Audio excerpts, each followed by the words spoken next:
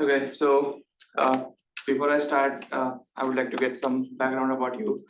Are you guys familiar with linear algebra? Everyone?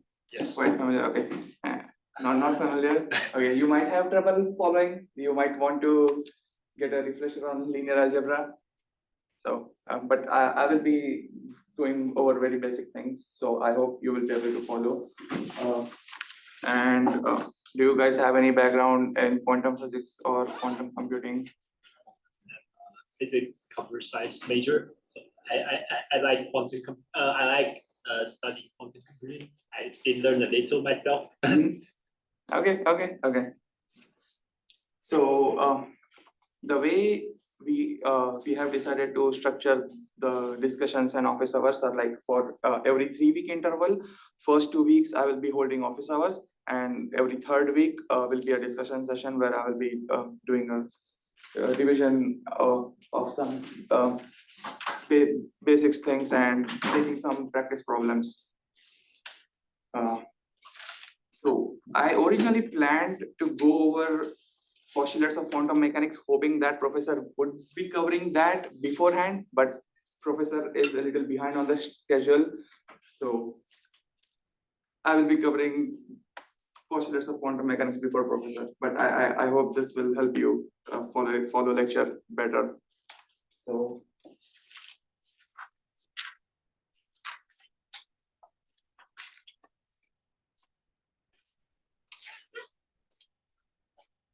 So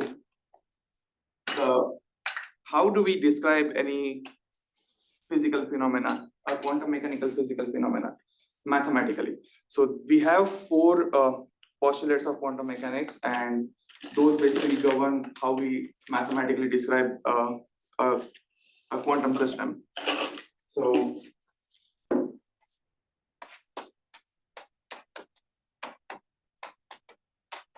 postulate 1 tells us how we describe state. Postulate 2 tells us how we combine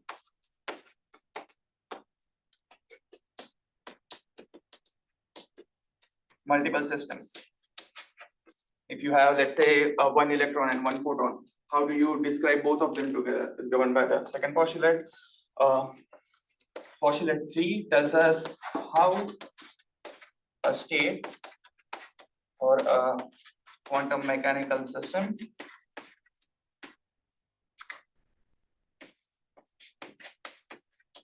evolves in time. And the fourth postulate, which is the most controversial postulate in quantum mechanics, and there are still ongoing debates about answering this, is how we extract information from our quantum system. That is the measurements, how we perform measurements.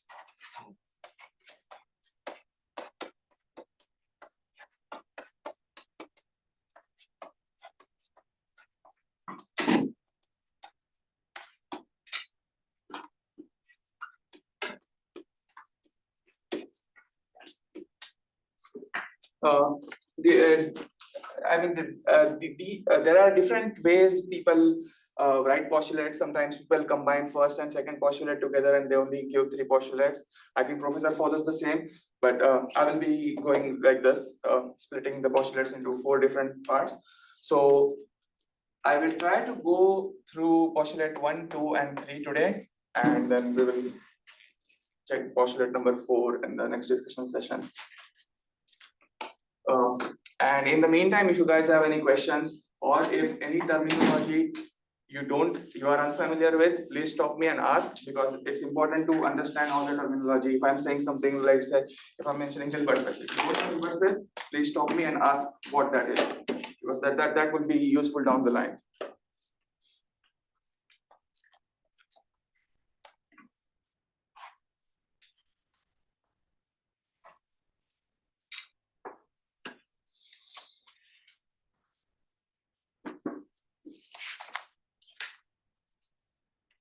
So postulate 1.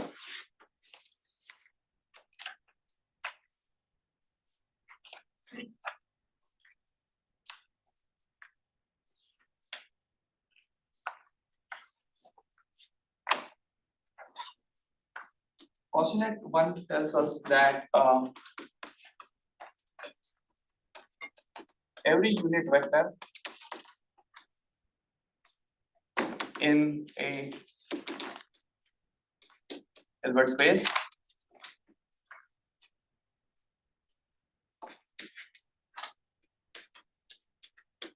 corresponds to a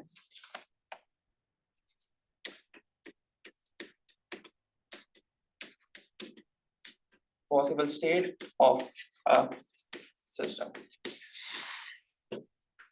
So the way you can think about this is, imagine any unit vector, and there is always a way we can physically realize that unit vector. We can somehow create a quantum mechanical system which description is exactly given by that unit vector. So let's see first what Hilbert space is. Are you guys familiar with Hilbert space? Okay. So just to remind, Hilbert space is nothing but a vector space with inner product. So in quantum mechanics, we explicitly deal with complex linear algebra. Our vector space will always be n-dimensional complex Hilbert space. So Hilbert space is usually CD, the complex space of d dimensions. So what this is essentially set of all vectors like v0, v1, v d minus 1, where all the individual components are complex numbers.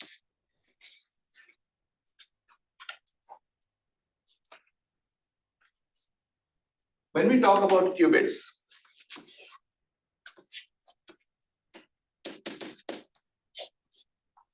for qubits are two-level quantum mechanical systems. So for qubits, this d is 2.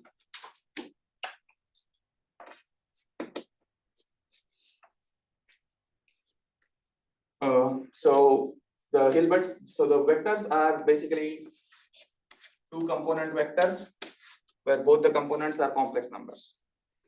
That's a qubit. There is one more condition on these vectors, is that the norm of these vectors has to be 1. We will see later why this condition arises, but keep in mind that norm has to be 1. Now, in quantum mechanics, we use a notation, professor has covered that in the class, which is called as bracket notation or Dirac notation. It is initially difficult to understand and parse through the equation with all the brackets and bra and ket symbols, but once you get familiar with it, you will understand its importance and its elegance, that why we use it and why it's important. It just makes our algebra easier. So we indicate vector v like this. So whenever you see this,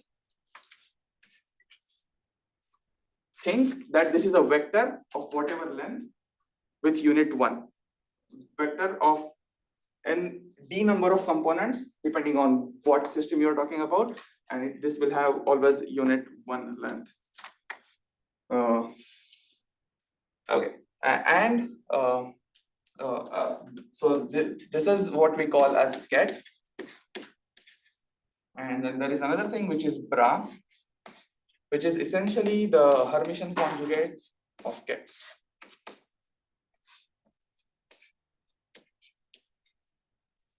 Okay, so are you guys familiar with the Hermitian conjugate? Okay, so Hermitian conjugate is essentially conjugate transpose. So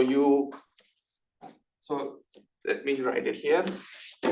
So if you say a dagger, so we call it as dagger. So whenever we are reading an equation, we say this symbol as dagger. So a dagger. So a dagger is essentially a conjugate transpose or equivalently a transpose conjugate. And a can be anything. A can be a matrix. It can be a vector. Whatever.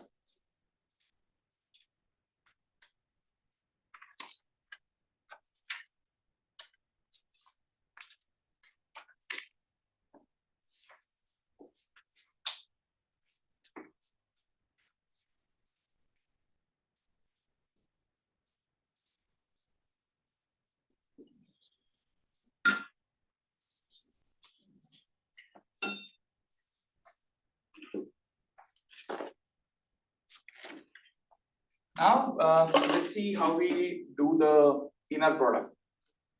So inner product between two vectors, let's say vector v and vector w, we define the inner product as this.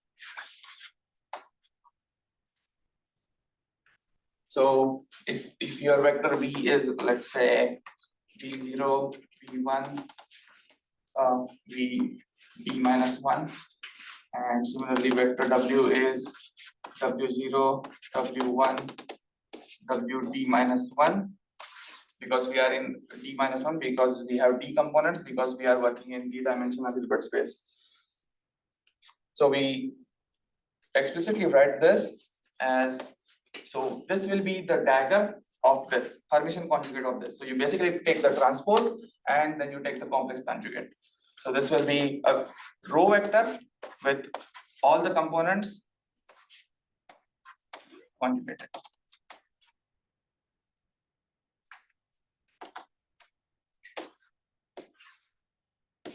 And W as it is.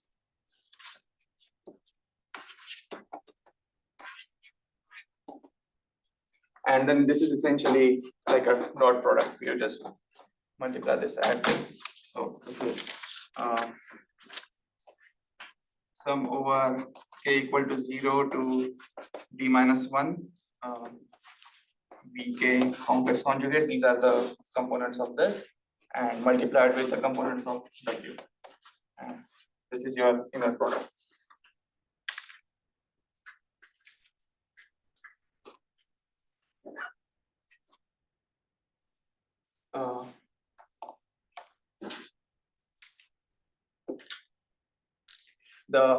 We also have outer products where, one more thing, the notation thus is like essentially like this. So this and this is equivalent. We just don't write double lines. So if a cat and a bra are together, you just write one line. Then we also have outer products. So if you have V outer product with W, so this is again V as it is, V0, V1, V minus 1, and then taking the complex the Hermitian conjugate of W, which will be first taking the transpose and then taking the complex conjugate of individual components.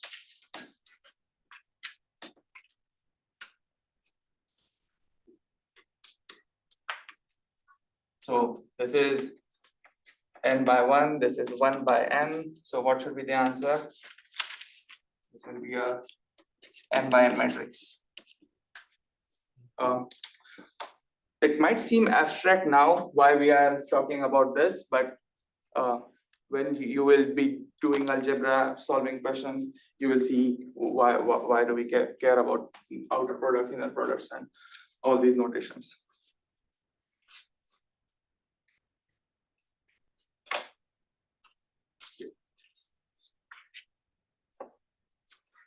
Now, the unit length, which I was talking about, how we define mathematically in the Dirac notation, that the notion of length So so we essentially use the inner product and it's the Euclidean norm.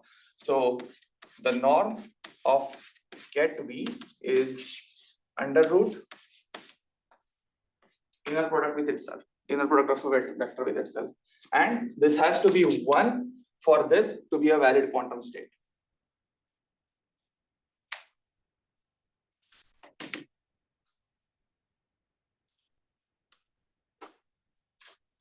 Also, one more note about inner product. You must know this from linear algebra. But if inner product between two vectors is 0, then they are orthogonal.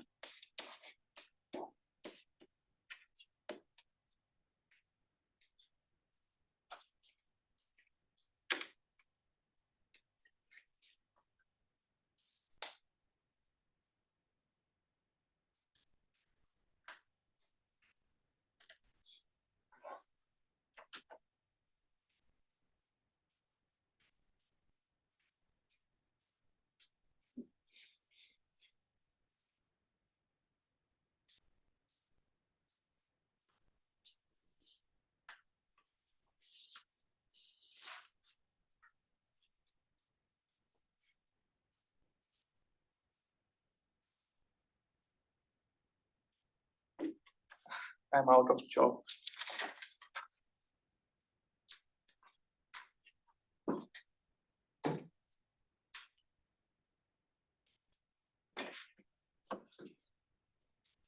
You see anywhere a box of chalk, maybe? Take one from another. Can you please bring it? Thanks, I appreciate it.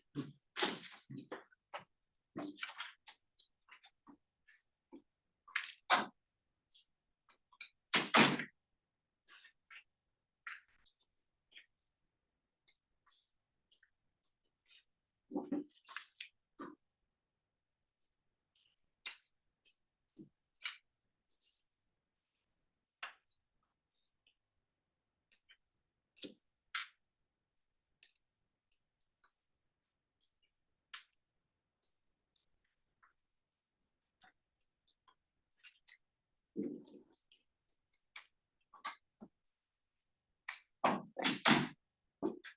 Oh, can you bring more? I think this will. Well, there was Do only they have one. more? There was only 2. I figured it would be a good idea to leave one in there, but I mean, Okay, let's see. But I will run this out in like 15 minutes. okay.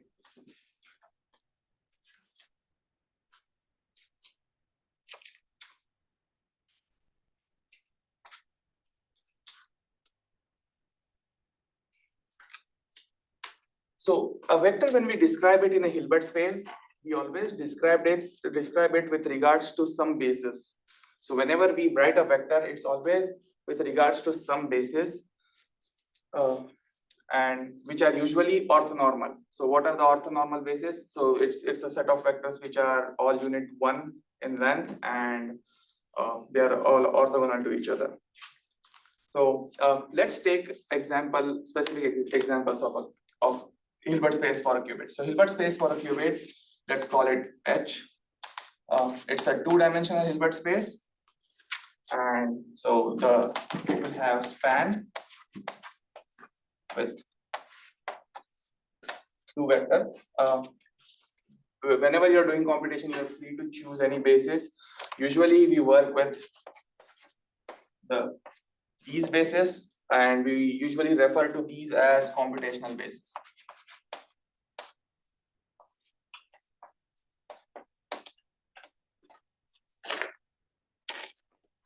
So you might encounter terminology, do this in computational basis. So it basically means that work in these bases. So now we can describe a state. So let's say, for example, I have a state. I will call it psi. 1/√2, 1/2. Is this a valid state? Yes, Why? it's one. Yeah, unit. So we can always create a physical quantum mechanical system which will correspond to this vector. So when we write vector like this, what essentially we are writing is the first component corresponds to the first basis, second component corresponds to the second basis. So it's like this: 1 over root 2, 1, 0, plus 1 over root 2, 0. And these vectors are vector 0 and vector 1. This is how we denote them, two states. So we have two states, the 0 and 1. So this is 1 over root 2, 0 plus 1 over root 2, 1. Similarly, if you have a d-dimensional Hilbert space, you can choose some basis.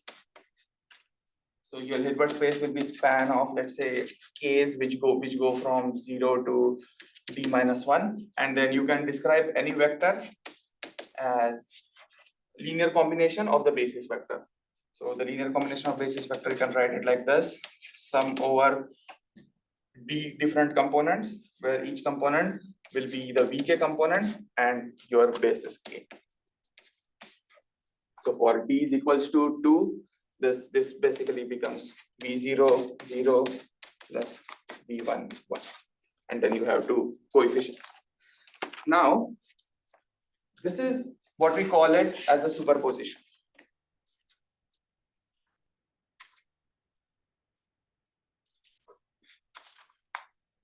So these are two possible states, 0 and 1, a system can have. But system can also be in a state of superposition. Yeah. In the d dimension after the v1, there should be v2, v3. Yeah. There will be. But for this example, I'm saying d is equals to 2 again. Just yeah. So talking about qubit example. So this is. But you're right. We will have d different summation terms. So this is what we call as a superposition, and these coefficients, the linear combination coefficients of your basis are called as probability amplitudes.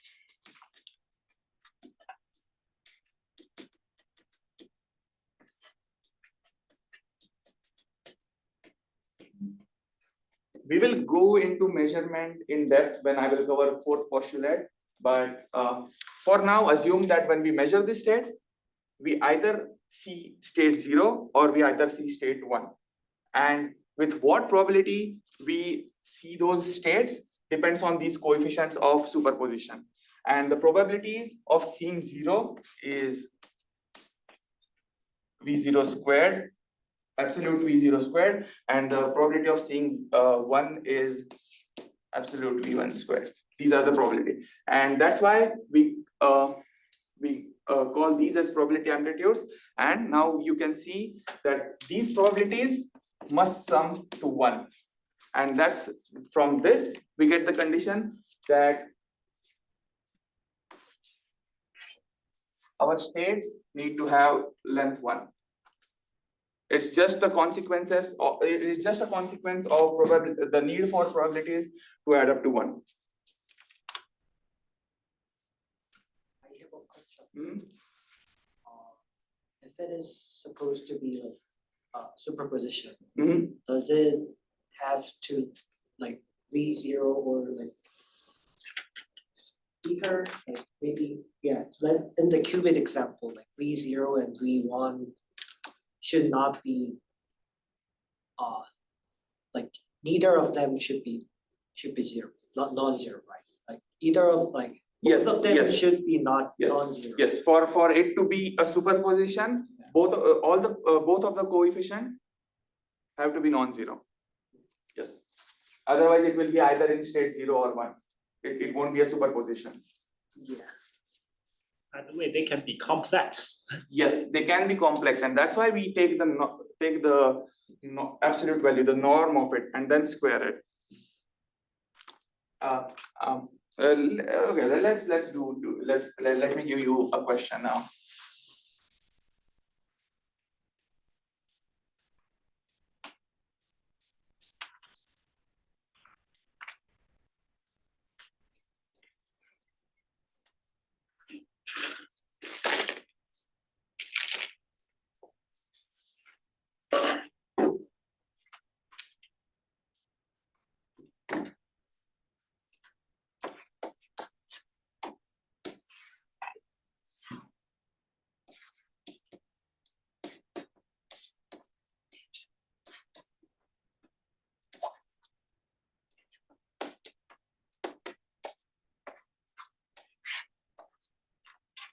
So the question is psi a valid state?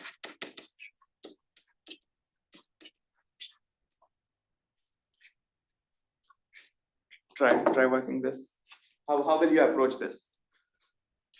So this is a d-dimensional vector where d is 2. So okay, it lies in a Hilbert space. But the other condition we have that it has to be unit length. So to get the unit length, what we do, we take inner product of the state with itself and take the square root of it. So we need to check if psi equal to 1 or not. Try doing this calculation. You can use calculator or online tool or whatever.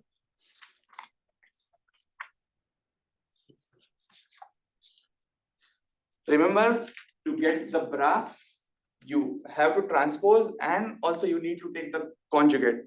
What's the conjugate? You just make the imaginary part of the complex number negative.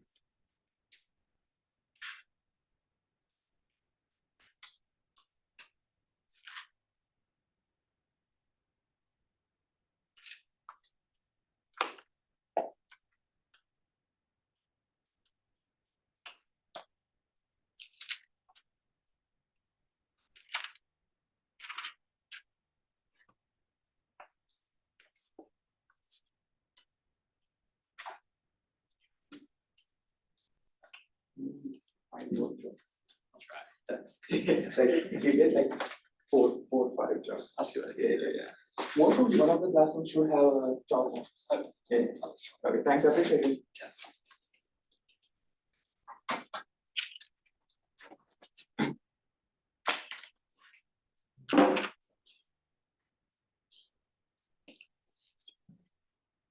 It's normalized. Yes.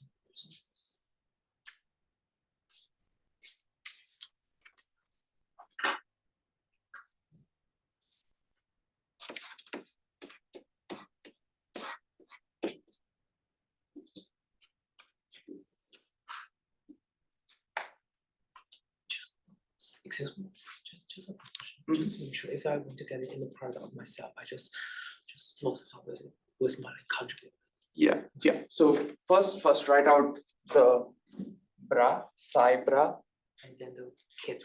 Yeah. Kit side. Yeah. So you will have, yeah. So this will be 1 cross n, and this will be And n cross 1, and you will get a scalar 1 by 1.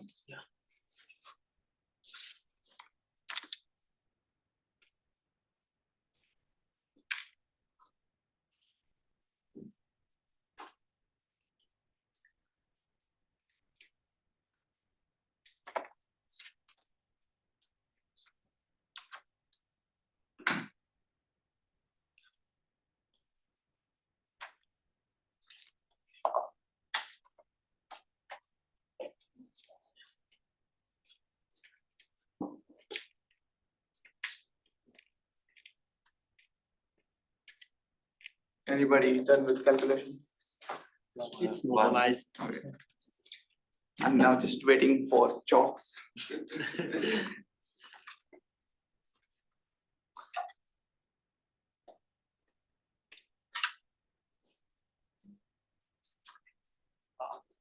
May I have a question? Yeah, sure. So we represent the qubit quantity as like a linear combination of like probability amplitude. Yes. But I was wondering, why should we use, is there any specific reason that we need to use the probability amplitudes rather than just probability itself? Yes. So there is a paper by Born, and he goes into detail, and I would refer you to that paper. But basically, this is what you have to do for math to work out.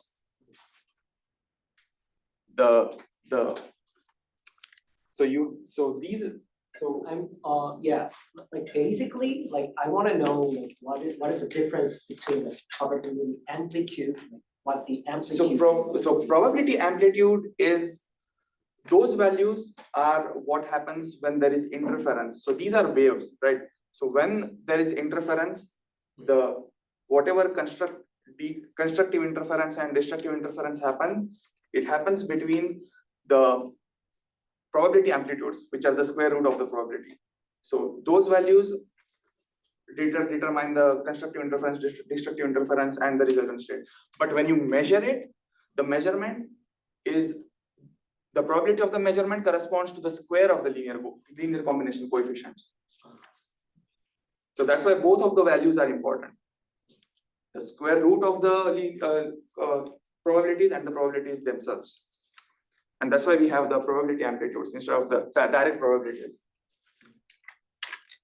You will see when we perform some computations for a quantum circuit, you will see how the interference plays a role. Some amplitude becomes zero, and some amplitudes become larger, and that's what we exploit in quantum computation.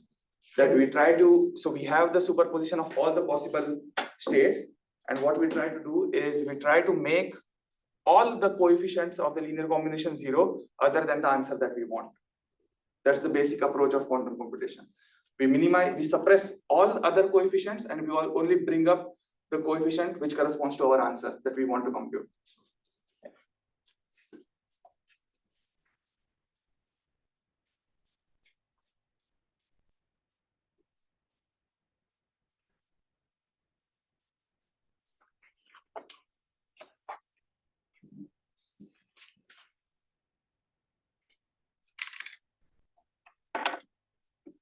Now the postulate 2.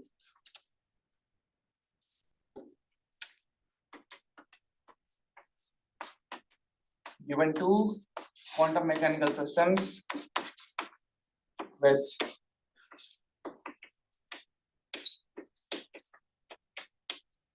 Hilbert space H1 and H2, the combined quantum system has associated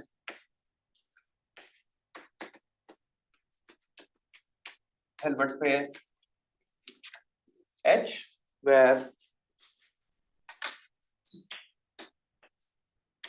H is basically tensor product of the Hilbert spaces.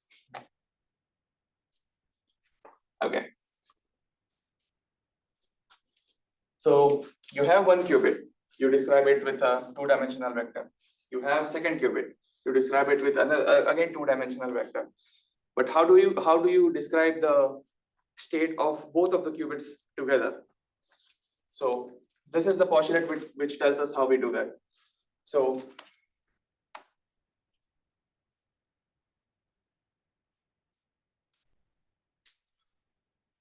are you guys familiar with the tensor product operation, also known as Kronecker product? Are you guys familiar with the tensor product operation? This or the okay.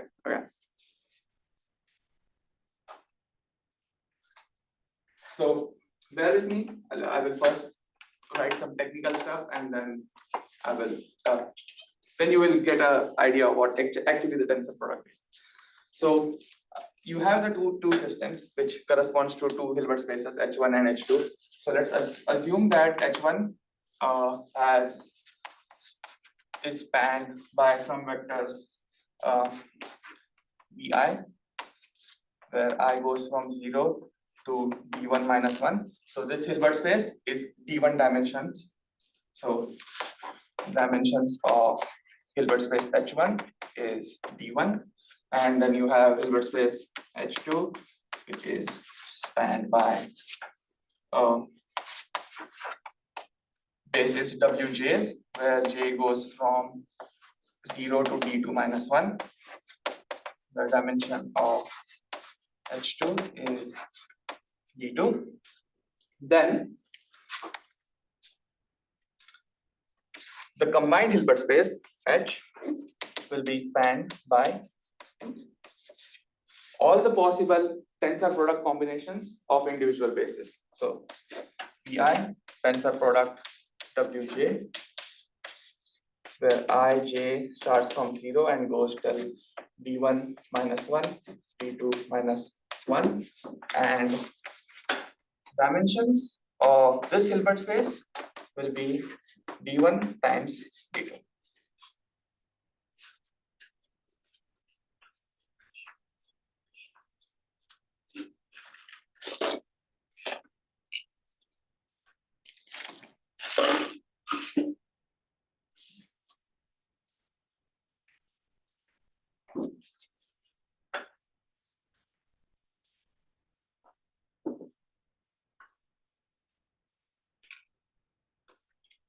So let's see how tensor product works. So assume that you have state A, which belongs to Hilbert space 1, and you have state B, which belongs to Hilbert space 2. The combined state you can write as A tensor B. So let's write these in vector form. So this will be A0, A1, A D1 minus 1 tensor product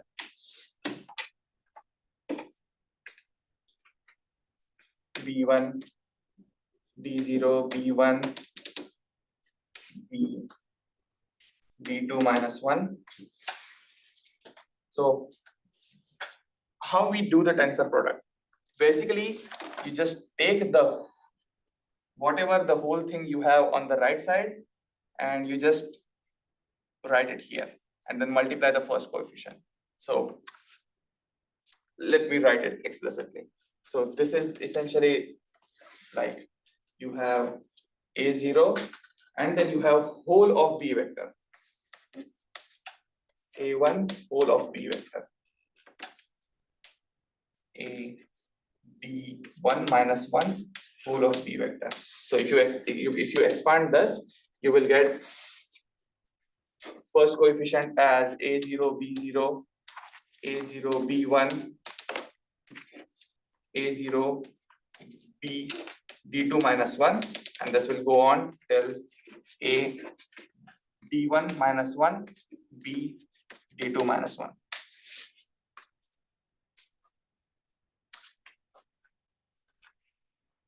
This might seem daunting right now, but once we do the examples of 2 qubits, this will be extremely simple for you.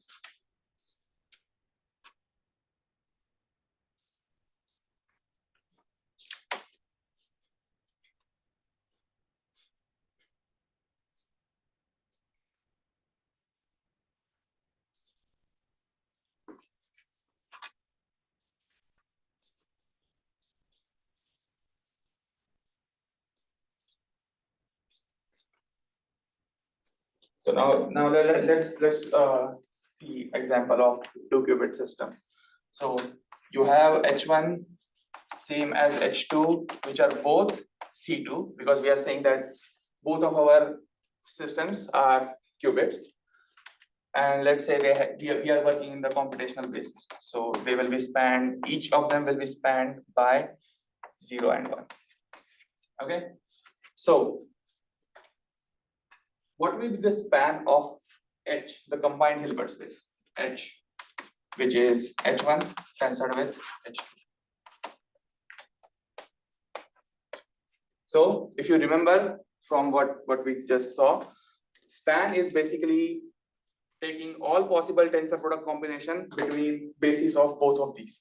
Now, since both of these have same basis, the span of this will be 0 tensor 0, 0 tensor 1, 1 tensor 0, and 1 tensor. And you can check that this is dimension 2, this is dimension 2, and now this will have dimension 2 times 2, which is 4. So to describe 2 qubits, we need a 4-dimensional Hilbert space.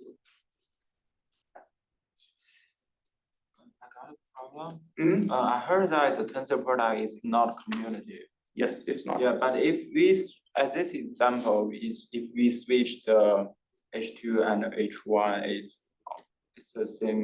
No, it's not same Not the because same. here we are just defining the basis. But let's say we have qubit 1 in state 0 and we have qubit 2 in state 1. Let's call this qubit 1, this is qubit 2.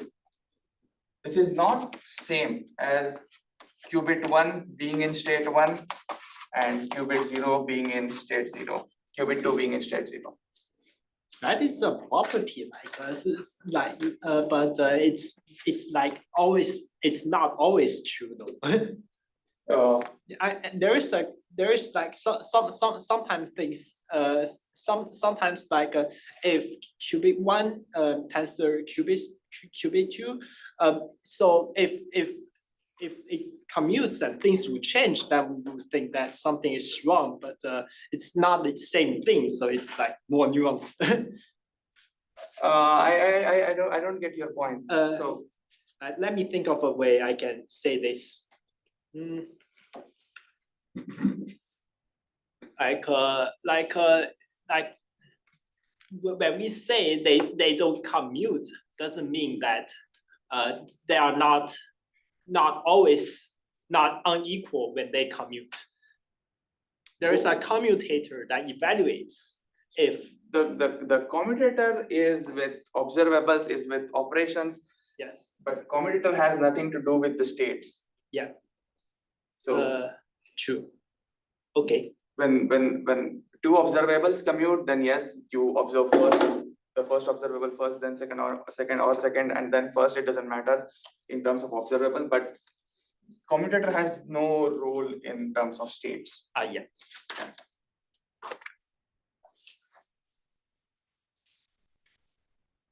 Okay, a bit of notation.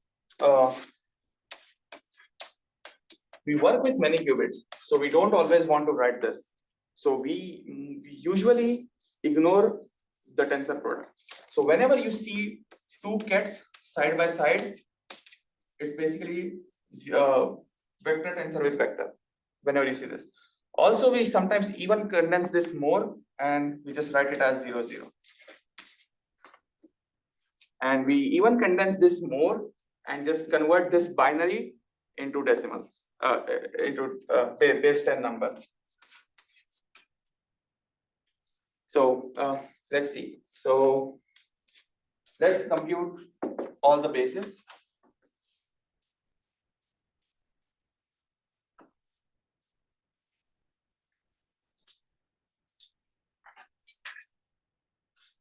So 0 tensor 0, which is equivalent to 0, 0, which is equivalent to just 0, is to check this calculation by doing explicitly, it will be this. Similarly, 0, 1, we write it as just 0, 1 or just 1.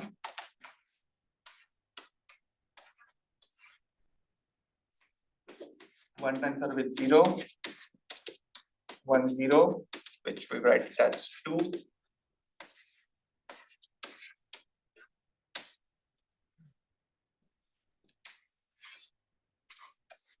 And one tensor with 1, 1, 1, which we also write sometimes as 3.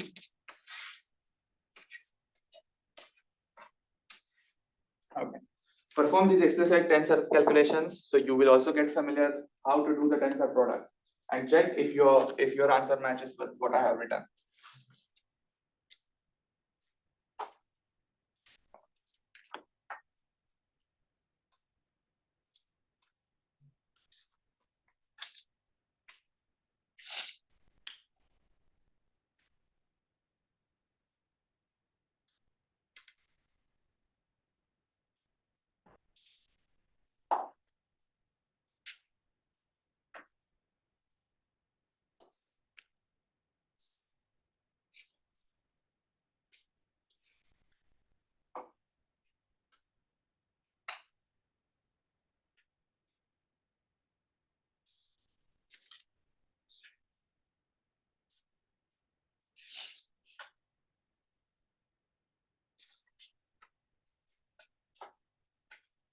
I think I know the point of he's saying, which is like non-commutative.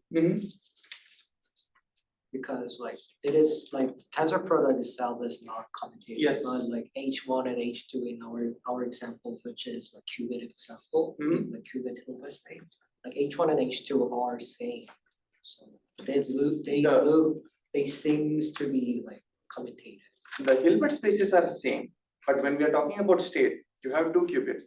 Your first qubit is in some specific state psi. Your second qubit is in some specific state phi. So you will write that description as psi tensored with phi. Right. And that description will not be equal to phi tensored with psi. Right. Because when you are writing this, you are explicitly saying that this is your first system and this is your second system. Sometimes in many systems you find symmetry, but I don't know whether it's a definition or like for the Hilbert space you're mentioning, like tensor. Tensor product is not commutative. Yes, it's not, Yeah. but does it like always not equal? I mean, if you take the trivial example, just speaking pure mathematically, 0 tensor 0, it's a trivial example. You swap them, it will be the same. But in general, if you take arbitrary example, AB vector tensored with CD, this will not be equal to CD tensored with AB. True. Yeah. And the commutativity of observables and of quantum operations, we will see them later. Okay, so I hope you all got the same answers. Okay, can you notice one thing here? Is there any pattern you can notice here?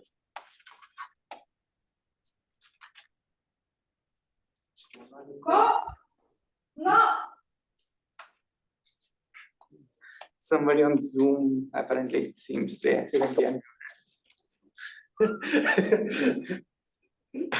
okay, yeah. Do you guys spot any pattern? One-hot encoding. Mm-hmm. One-hot encoding. What do you mean? We can like represent four states with only 2 qubits. Yeah. Okay. Okay. Let me just write what I wanted to say. So if you see, for 3, you have 1 on 4th position. For state 2, you have 1 in the 3rd position, and such that. So when you are working with multiple qubits, if you are working with 100 qubits, your Hilbert space is 2 to the power 100, which is unwieldy. So we use compact notation. So if while working on problems, working in algebra, if you know the Hilbert space dimension, and if you see, generally when we say a vector n, where n is a natural number, it means that it's a vector with n plus 1 entry being 1 and all of them being 0. So for example, if you are working with 3 qubits, so for 3 qubits, you will have states 0 to 7. You will have, these will be your computational basis. You will have 8, your Hilbert space will be of 8 dimensions. You will have 8 basis vectors. And each basis vector is essentially, this will be 0, then second position, this will be state 1, third position, this will be state 2, and so on and so forth. So can I say that as long as the final combination are different, the different states are orthogonal, even though some of the qubits in that combination are the same? Can you elaborate what you're saying? Yes, like the state 0, 0 and 0, 1. The first qubits are the same 0, but the second qubits are different. Yes. So the final combination, that super position will be orthogonal. So, okay. So you have superposition of 0, 0 and 0, 1. Okay, so let's assume that you have some coefficient A1, A2. But this is the single state. So for state to be orthogonal, you need to compare with some state, right? Yes. So this is a single state. This is the description of two qubits together. Okay, got it. Yeah.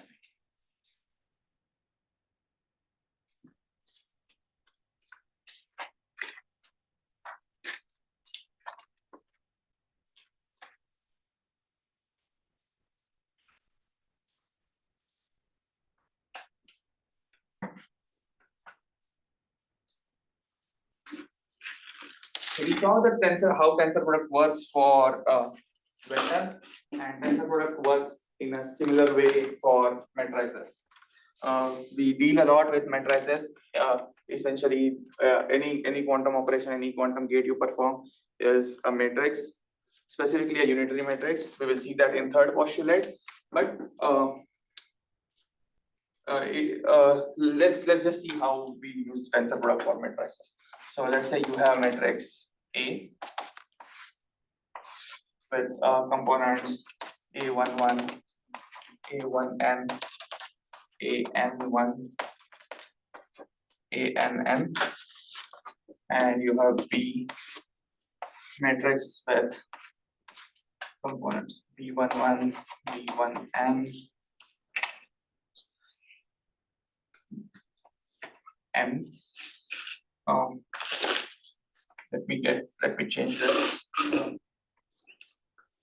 N, M1, MN. So this is a matrix of M cross N, and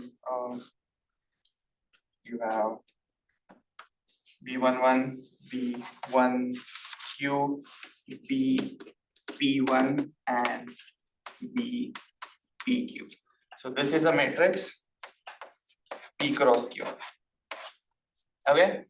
Now, when you do the tensor product, A tensor B, like I said, you just put this whole, whatever is in the right hand side, you just put this whole thing everywhere, next to every component.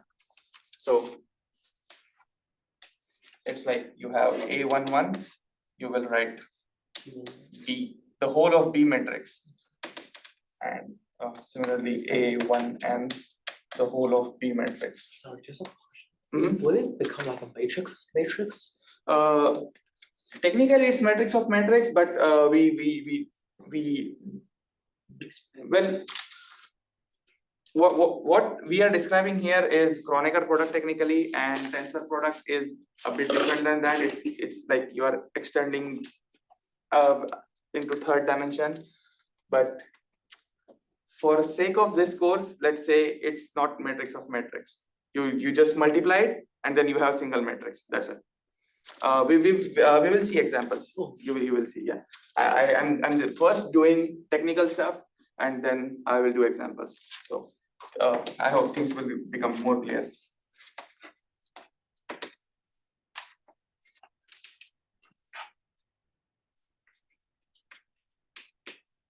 And when you expand this, you will find that this matrix will be MP times NQ.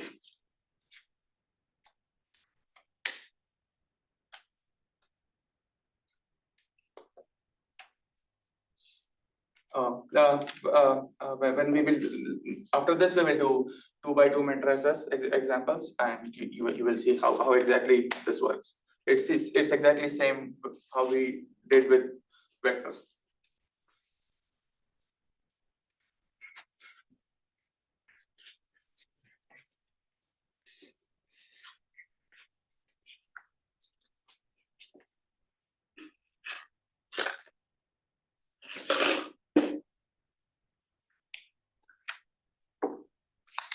Okay, so assume that you have this matrix and you have this matrix.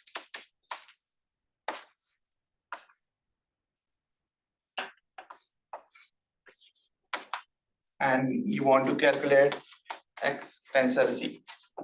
So how you calculate? 0, 1, 1, 0 tensored with 1, 0, 0, -1, and you just put this whole matrix here and multiply it whatever the component is. So it will be 0 times this whole matrix 1 0 0 minus 1. Can you guys see what I'm writing? Then 1 1 0 0 minus 1 1 1 0 0 minus 1 and 0 1 0 0 minus 1. Now you just multiply this with multiply each component, and then you should get a 4 by 4 matrix. 0.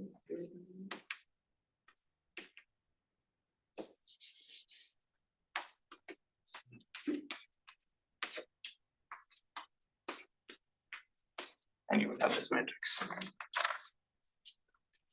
Since these coefficients are 0, all of these terms will go to 0. Since this component is 1, all of these will stay as it is. So is it like a matrix of matrix, or is it No, 4 no, by 4? it's a 4 by 4 matrix. It's not matrix of matrix. So that is how like you consider this as expanding the dimension. Like Yes, just yes. like it was like a 2 by 2 dimension, and then Yes. if you tensor product with it, it will just expand like and just link together and become like a 2m plus 2m multiplied by 2m matrix. Yeah. Like a dimension. Yep. So yeah. If you remember in the technical example, the first matrix was m by n, the second matrix was p by q, Yeah. and the final matrix was mp times And nq. Yeah. And So basically like the dimension, like the number of the dimension will be just I just multiply the 4 dimensions together of the 2 matrices. Yes. Well, there is a difference between the dimensions of your state and dimensions of an operator. So matrices are linear operators. Yeah. So these dimensions are completely different. So let me just be a bit technical. So your states lie in the Hilbert space. So if you have a state psi, it lies in a Hilbert space. But quantum operations like this is a quantum operation. It lies in the bounded the bounded operator space of H.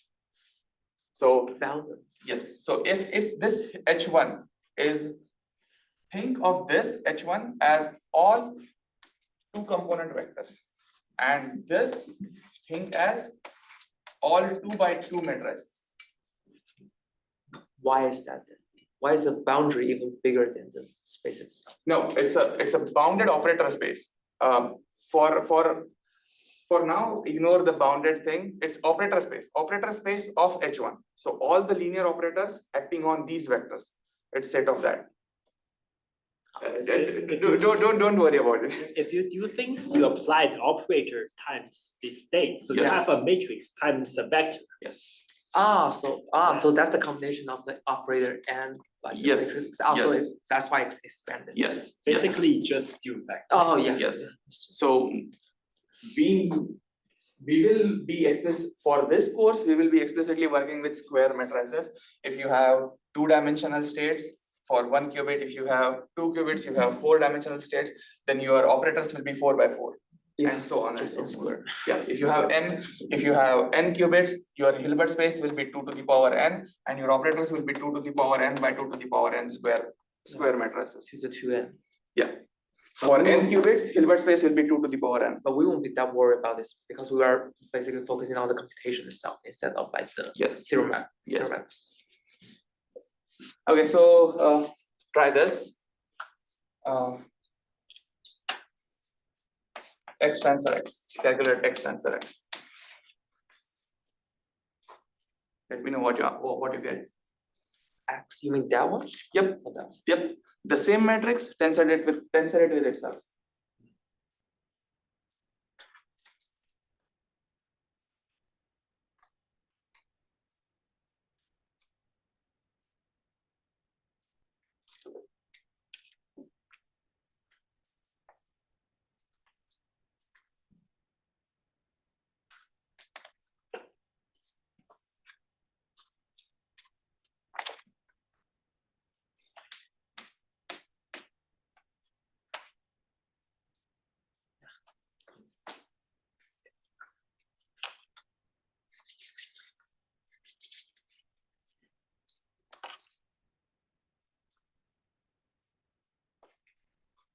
Okay, I hope you get this answer.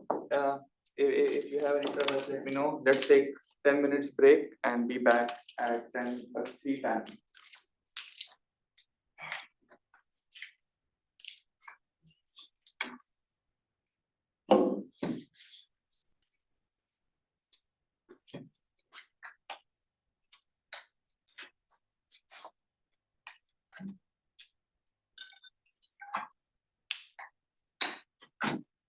Like this session will just ends on like 50 or 30.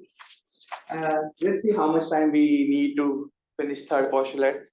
But I mean, we are done with second postulate. I will cover third postulate and then we will end it there. I will cover measurements in next session, 3 weeks after. Okay, then will we have like, like constant sections like this to review or preview every week? Yes, not every week. So like I said, so for every 3 week interval, first 2 weeks you will have, so week 1 you will have office hours, week 2 you will have office hours, and week 3 will be a revision session.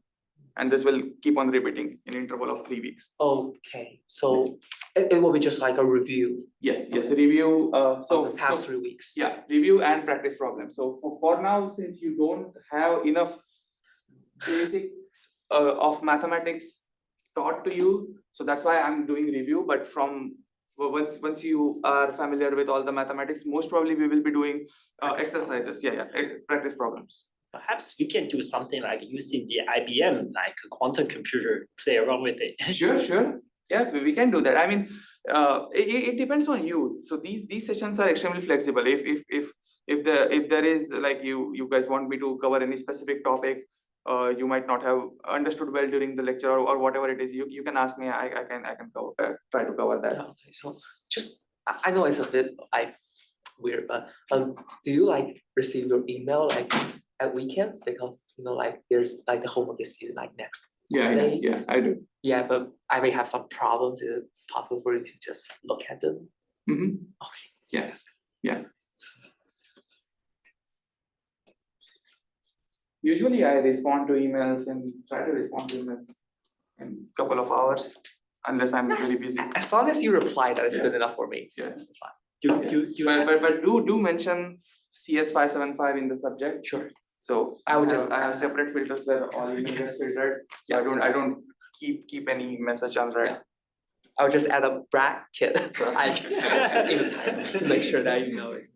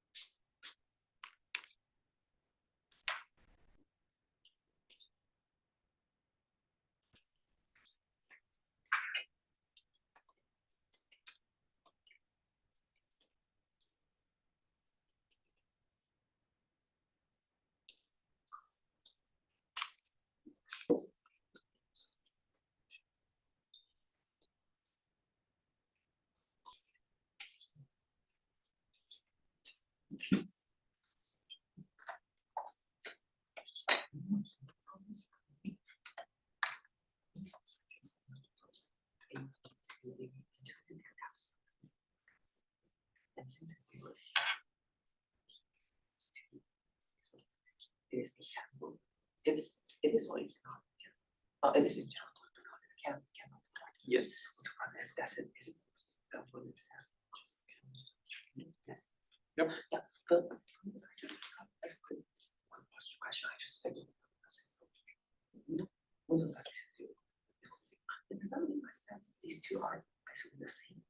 Because if you got zero, like it's like a zero. No. So imagine you have two physical qubits. So and these two qubits are in this state. Yeah. So when you measure, you can either get 1 on this, 0 on this, Yeah. or you can get 0 on this and 1 on this. Yes. Not very intense. Yes. But I mean it's not same. Oh, because like for this expression, it means that we haven't measured it. Yes. So Yes. so basically this is just like a notation where we haven't done our measurement. And Yes. then it will collapse to Yes. zero. Whenever you see a superposition, it's always when you are not measuring it. Whenever you measure, superposition always collapses and you will only see a value. value. Yeah. Valid. Yeah. So basically what we're doing is measuring because we have defined like the 0 and 1, like these two states into like A, B, B, No, and C. no, we are not measuring. All we are doing is changing the basis. If you remember, we described our Hilbert space to be spanned by 1 and 0. Yes, we just. So now instead of our Hilbert space being spanned by 1 and 0, now it's spanned by these vectors. Which we are just changing the basis. The choice of basis is completely arbitrary. You can measure it like in different directions. Yes, you can. Well, yes. Yes. Look at this because we are doing this like in this basis it becomes collapses. It doesn't collapse to 0. No. What do you mean? I thought you said that you cannot factor it out. Yeah. Well, I thought I can. I have tried and I just use GPT to make sure. Like after like just expand it. Yeah, if I cancel out, it will just become 0. It will just cancel out simplifies to 0. No, it won't. It will. Double check your calculations. No, it's just I just converted the use ChatGPT. Yeah, it's just Supposed to be more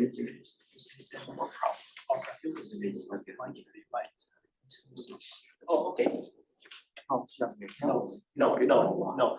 So basically what you do the tensor product like this. You just do the calculation. Yeah. I've done it. You won't collect. You won't get perfectly fine.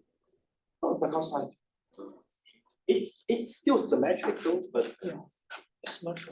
so basically anyway this one is this. Yeah, you just like transfer it into Yep, like yep, these you four substitute, you do places. algebra, and that's it. And Actually, let me should show work you. perfectly. Say like what can you just tell me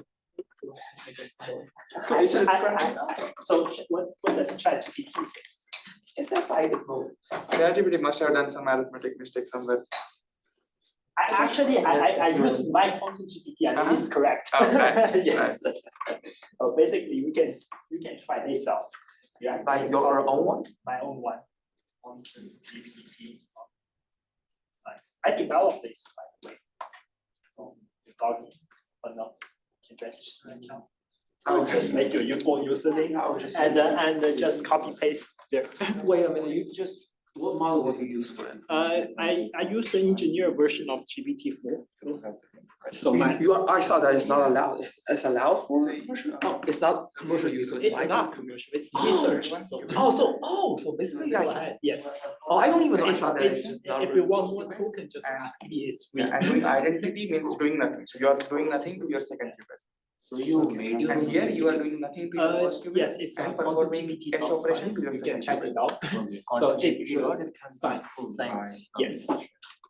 So you can. I use- just talk like times. I can ask 20 questions.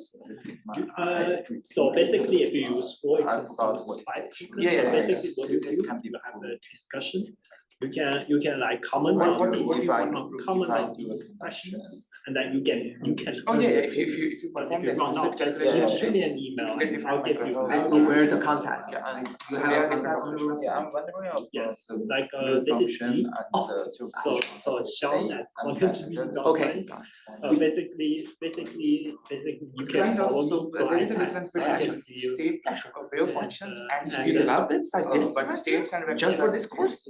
No, but I like to test. So essentially this is They for can basic how can things combine where others, you have you have a state QR zero or code here, one. others can But scan wave function it, is for I like can continuous scan it, I position can- of an I can- electron. If electron is here or here or here, it's a continuous variable.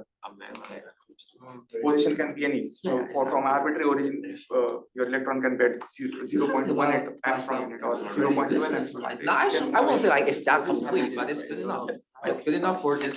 Okay, specific device. let's get back. So this is a teleporter. Basically, what is special about this teleporter is that there is no cloning theory. Once you edit it, nobody, you cannot, once you are editing, nobody else can see it. Once you teleport it, you cannot see it yourself. Oh. So it's only existing in one place. It's a joke. Oh, but, yeah, like a quantum mechanics. Yes, but yeah. It's a perfect I actually there is a very sophisticated backend for this just one feature. Wow, you have made a pretty good homepage. Oh, thank you. Yeah, that homepage is pretty interesting. Yeah. Okay, so any questions till now in postulate 1 and postulate 2? Also have a paper. This is. Okay, so I hope things are clear. So in postulate 1, we saw how we define a quantum state mathematically, what constitute as a valid quantum state, which we can make it physically. And in second postulate, we saw if we have multiple quantum systems, how we combine those. Now let's see how system evolves in time. So postulate 3, it states that given a state psi of 0 at time t equal to 0, then state at time after the initial time will be given by, so a state at, let's say, time t, so psi at time t will be given by a unitary matrix multiplied by your initial state.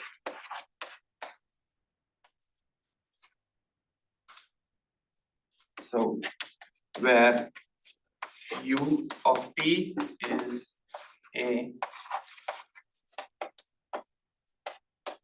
unitary. We won't deal with time. For our case, we will mostly worry about initial states and final states. So you have this initial state, you perform some u operation, and this is your final state. So you have a vector, this is your state, this is your operation, which is a matrix, and the matrix vector product, whatever answer you get is your final state. Unitary operators, do you know what is a unitary operator? Okay, so unitary operators, Its inverse is Hermitian. yes. So the important, so let's first understand the necessary for your why the quantum operation needs to be a unitary operator. So we saw that for a quantum state to be a valid state, it needs to have length 1. So if you put any matrix here, the final state might result in length not equal to 1, which is not a valid state. So every valid quantum operation is a unitary operation because unitary operators preserve the length. They are norm preserving operators.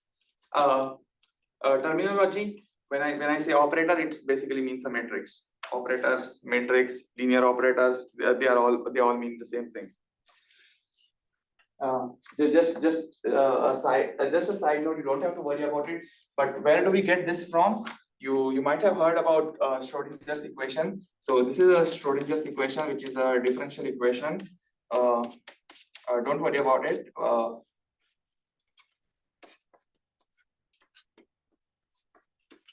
So this is a differential equation, and the solution of this differential equation is basically this. This is from the Schrodinger's equation, you get this. And we deal with this, you don't have to worry about this at all.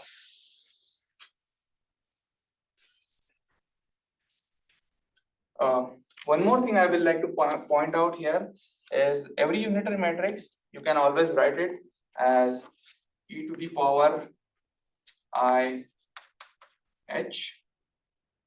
So this h is a Hermitian matrix. If you exponentiate the Hermitian matrix, you get a unitary matrix. And experimentally, when we perform a gate, we don't actually do the unitary operation. We do the Hermitian or whatever we have. This is what we have in our control experimentally. And this controlling this results in this.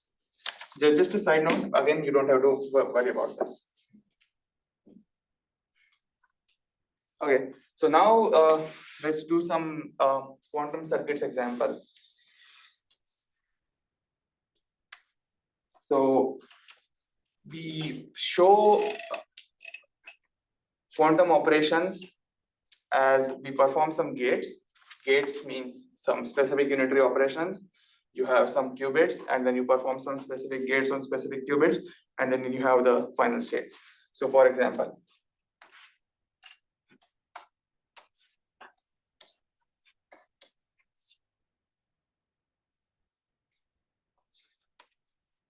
so how do you read this diagram? You can think of this axis, the positive x-axis, as time scale. So you start with qubit in state psi, you apply x gate, and then you have, let's say you measure it, whatever. So the way you interpret a quantum circuit, these lines represents a single qubit. So you will see you might have multiple qubits, and you will have boxes or some connections in between, which represents gate. Gates are these unitary operators. So let's assume you start with state 0 and you get state psi. Now I need to know what state psi is. So you know, if my initial state is 0 and the quantum operation I'm doing is x, let me remind you again, the matrix for x is this. It's a NOT gate. Yes. So how we will evaluate this? You start with the 0 state, then you apply x gate. Whatever operations you do, successive operation, it will be multiplied on the left hand side. It will be multiplied on the left. You will see when we do more examples. So you multiply this with x. So if you do explicit calculations, this will be 0 1 1 0. This will be a vector 1 0, and you should get 0 1, which is equals to 1. So your final state psi is state 1.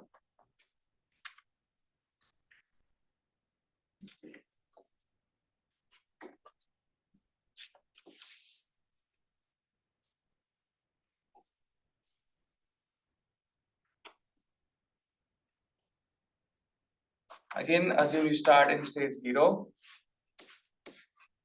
You perform x gate, then you perform h gate, and then you need to know what the final state is. H matrix is also known as Hadamard matrix, and it's this. Okay, so like I said, so we start with our initial state 0. Then the time axis is this. So we first perform the x operation. So the x gate will act first. We will multiply it from the left hand side. Then we apply the Hadamard. Then we will multiply it with the left hand side. So if you see, the order is now reversed. So the way you interpret this is you have the initial state, then you do the x operation, then you do the h operation. And then perform this, do the explicit multiplication and check if your answer matches. Minus state.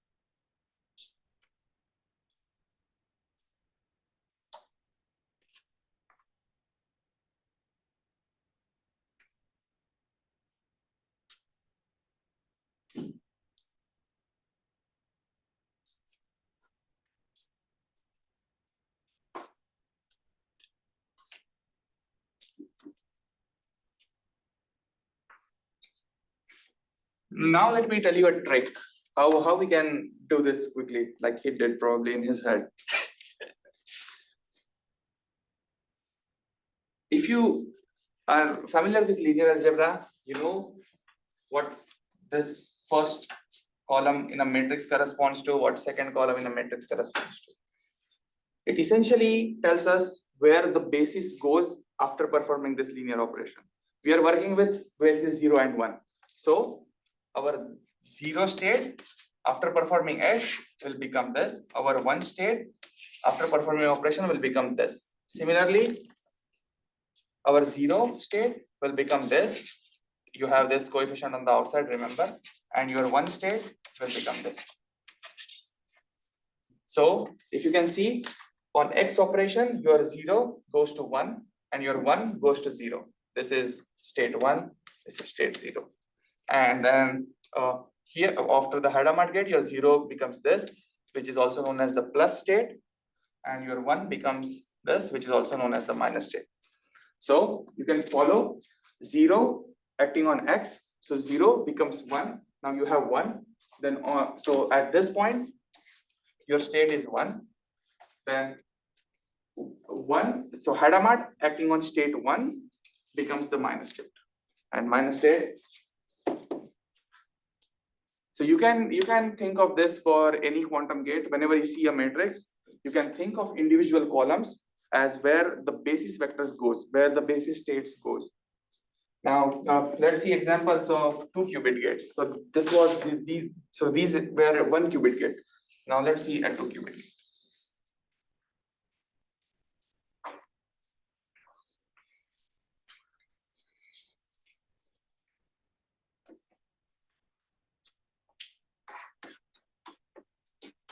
So one of the main gates that we use is a C0 gate. It has matrix representation.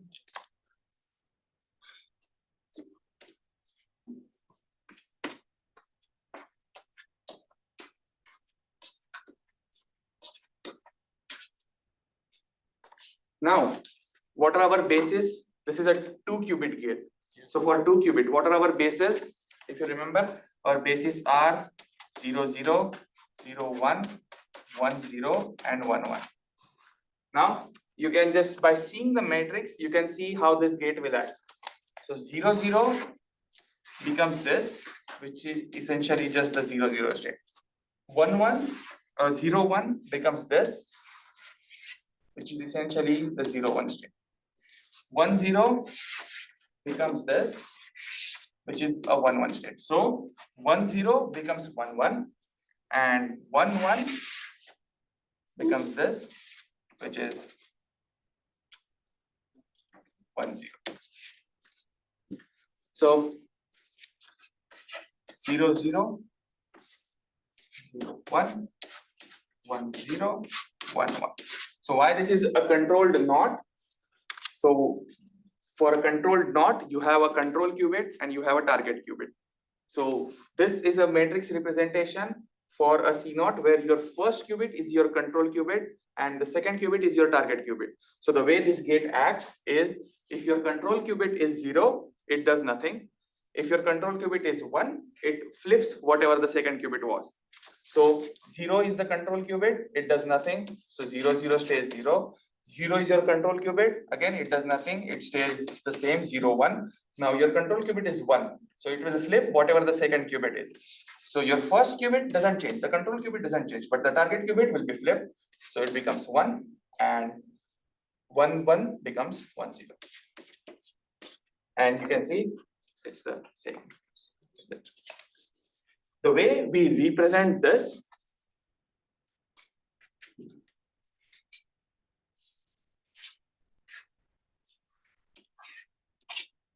is like this.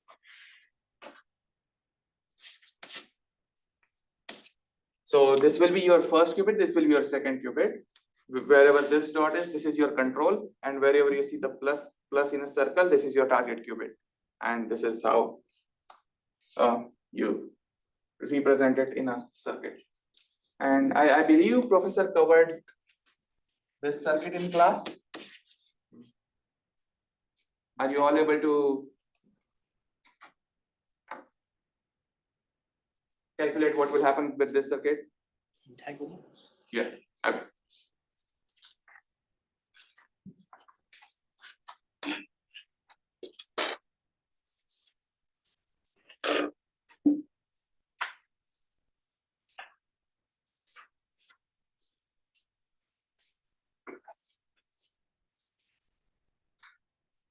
Okay, so that was it for postulate 3. Let's do a few practice questions. That will be it for today.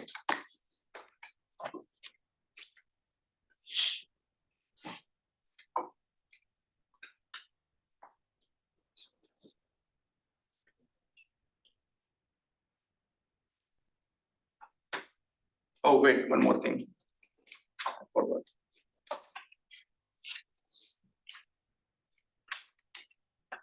So let's say you have a qubit, 2 qubits. On the first qubit, you do xk, and on the second qubit, you do hk.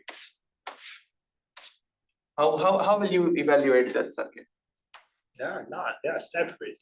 Yes. But what if your initial state was an entangled state? Then you cannot evaluate them separately. Yeah. So this is where what we did in postulate 2 comes into hand. So let's assume that the combined state of 2 qubits is 5. Then the way we will evaluate this will be 5, and whatever the operation is this. And what is this operation? You will just do the tensor product. This will be the x tensored with h. Then you will get a 4x4 matrix here, and this state is already a 2 qubit state, which is a 4x4 state. Multiply, and you will get a final state, which will be a 4x4 matrix.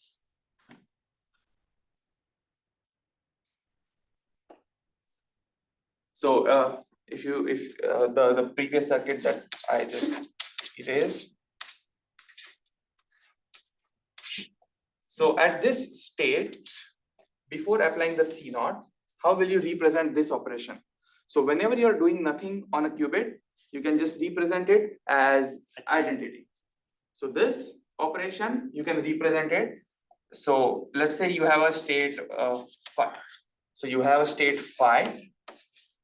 Then you do this operation first, which is Hadamard tensored with identity. Then you apply the C0 multiplied with a C0. So this will be a 4x4 matrix multiplied by a 4x4 matrix and a 4x1 state.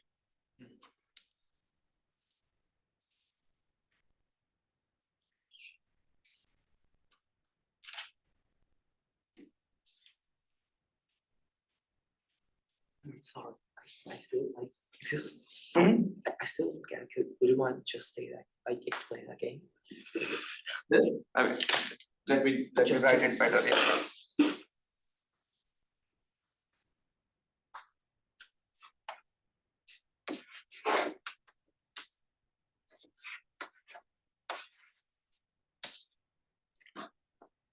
So assume that you have an initial state 5, the combined state of 2 qubits, which will be a 4x1 vector. Then you perform Hadamard on the first qubit, and then you do C0 on both the qubits. So how will you evaluate this? How will you explicitly write this? So you have initial state 5 from the postulate.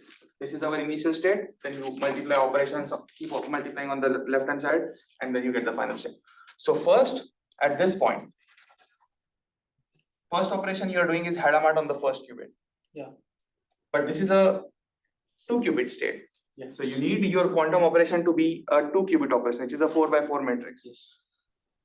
You're doing nothing to the second qubit, which is same as performing an identity operation.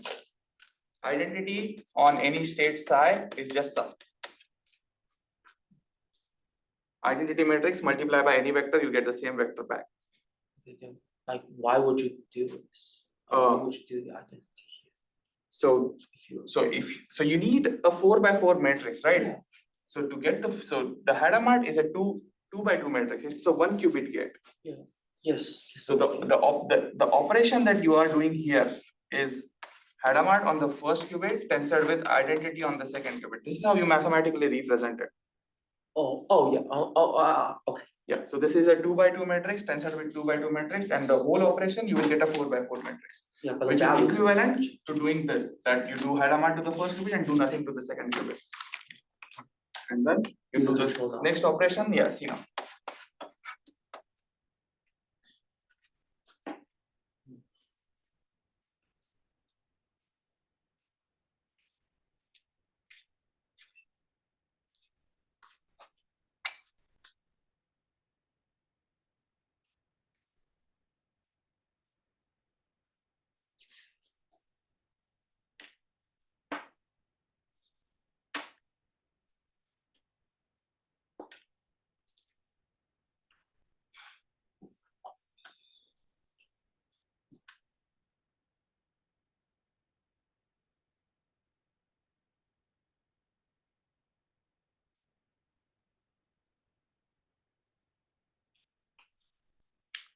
Okay, let's just do a single problem and that's it for a day.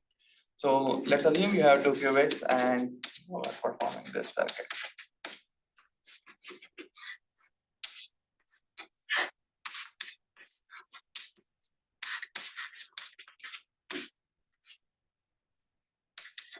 So tell me what happens to all the basis states.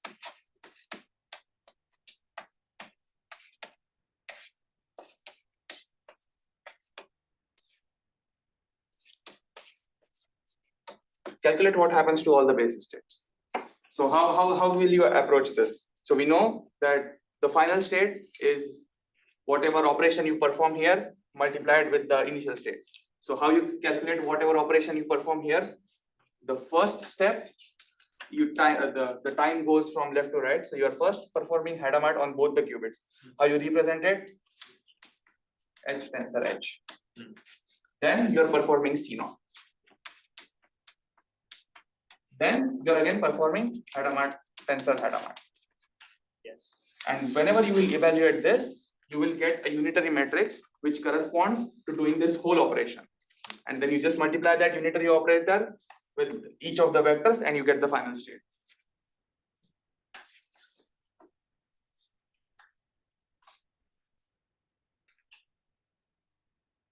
Any questions so far?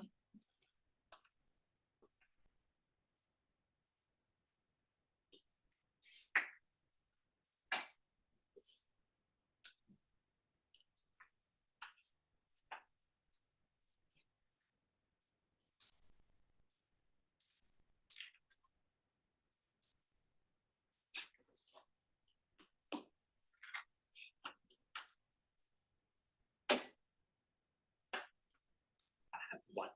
Sure. It's not related to this, but in class, professor talked about teleportation. Mhm. So let's say Alice and Bob Mhm. has choose, each one has one state. They want to exchange with each other without physically exchange their qubits. Can they do it with less than 6 qubits in total and less than 2 pair of entanglement? No, not less than 2 pair of not less than 2 EPR pairs. There are in quantum communications, there are some resource inequalities which gives you which operations you can physically do, which you cannot physically do. If you want to learn more about it, let's discuss after the class. I will let you know. Yeah.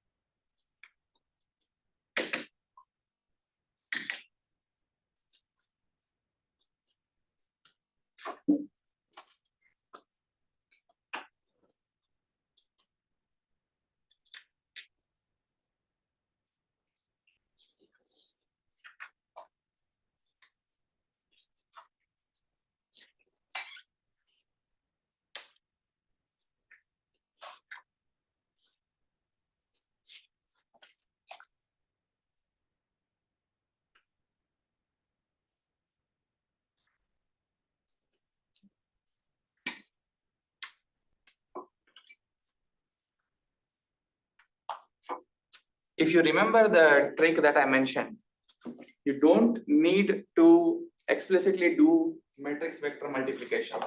Since we are dealing with basis state, once you compute the unitary operation, that's it. The column vectors corresponds to where the basis states will go.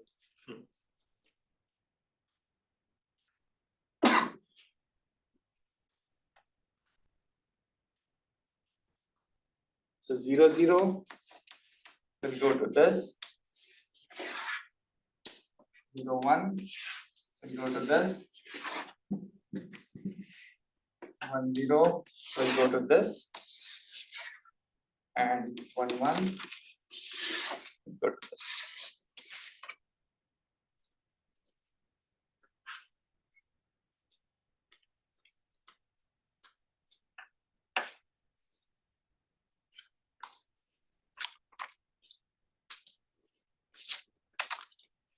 It's just a shortcut you can do. Don't show it like this in exam midterm or something.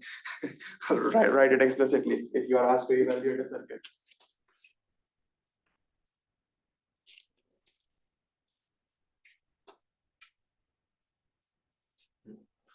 There is nothing wrong with doing the matrix, no. Mhm.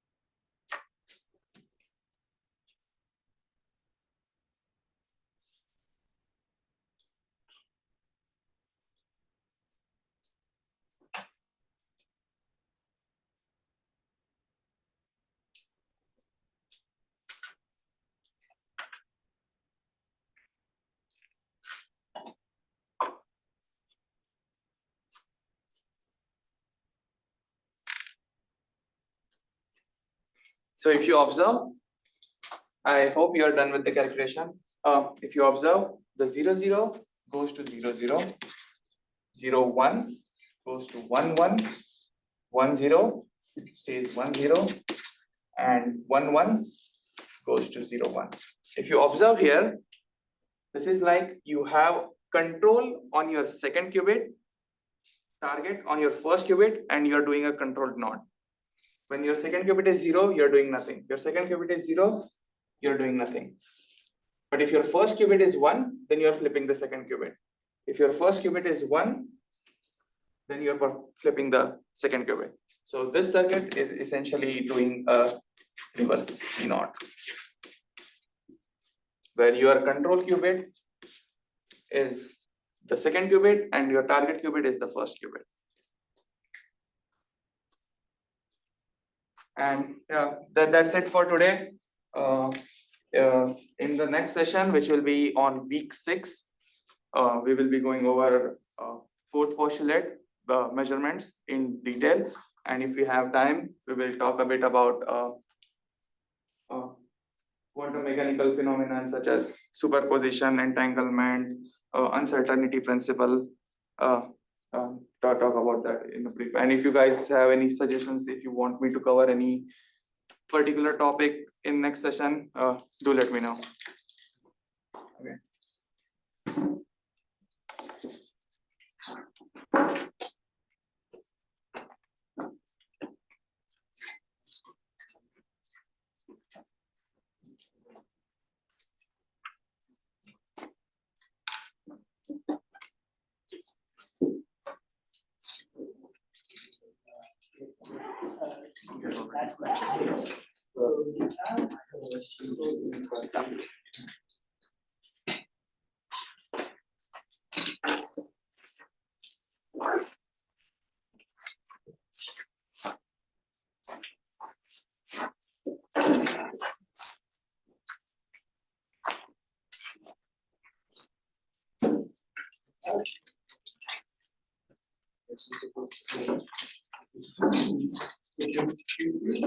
Means you have a shared EPR pair. So you have entangled qubit between two.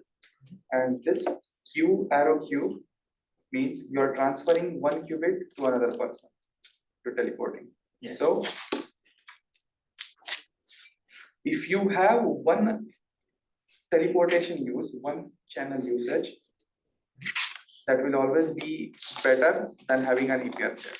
Similarly, you have a classical communication channel. So this is a quantum communication channel. So you have a classical communication channel, and then you have this, where you have a quantum communication channel and a shared EPR pair, and then you perform two bits worth of classical communication. And so these three inequalities, and fourth. So this is the quantum teleportation. So you have a shared qubit, shared EPR pair, and you have 2 bits worth of classical communication, and this will always be better in terms of resources than performing one single channel, quantum channel use, that is sending a quantum, teleporting a quantum pair. So with these inequalities, you can always know which protocol you can physically perform and which you cannot. Basically, they form a cone in 3-dimensional space, and all the communication protocols are bounded within that cone of region. Yeah, I don't have enough time, but if you want to talk about this in detail, maybe during next office hours, I can explain you in a more why it will not be physically possible to do it in less than 6 qubits, because you basically need to have two pairs of shared EPR pairs. So that will be 4 qubits, and then you need to have 2 qubits to send the information that you want. 6 qubits is minimum. You can't do better than 6. And we communicate 4 classical bits as well. Yeah.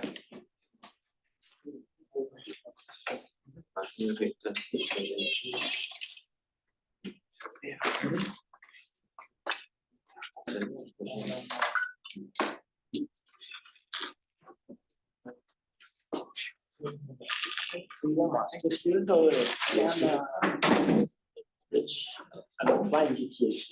Oh, okay. So which course are you doing? Computer science, pure computer science.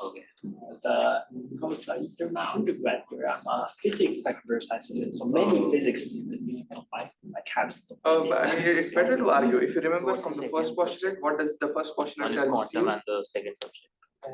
I did 3 courses this semester. I did 570. The length, the magnitude, 5, 6, yeah, 7. it has to be 1. Yeah. So if this is a valid state, Oh, yeah. the length has to be 1. Do you like that course? So if you do calculate, But that's nice. this AD minus BC should began by- turn out to be. How about vegan? Mike, nice to meet you. Gradual. Raj. Gradual. Well, you don't actually need it. This is sufficient for the homework. This is sufficient for the purpose of the homework. Perhaps we should have a contact. Yeah, same subject. Yes. Whole process doesn't make sense. Yes, but it will not become 0 because this is just a change of basis. Change of basis doesn't change anything. Please check out my website if you have a chance. Yes, I need feedbacks. Okay, so yeah. So basically, so change of basis is like performing a unitary operation. So if you see the 0 state goes to here. If you remember, you can represent this whole thing as a unitary, where 0 goes to AB and 1 goes to CD. And this will be a unitary matrix. And the constraint from this being a unitary matrix, this will always be not equal to 0. Yeah. Yes, non-zero. yes, exactly. So this will be So non-zero. this is, so that comes from. Yeah. The logic. Yeah. That concept. Yeah. So if you want to show it rigorously, this is the way you do it. Change of basis is like performing a unitary, specifically this unitary, and it will have determinant non-zero. So this is this with this. And also for the next one, it would be better for you to just calculate. Otherwise, you need a second to the Yes, yes. Like Whether just. Nice to meet you. no, you need to have a 4 qubit, the 4 by 4 matrix. No, it's not necessary. If you are comfortable with just doing with try and get notation, you can just do it. You can just follow try and get notation. You don't have to do explicit matrix multiplication. May I ask you a question about like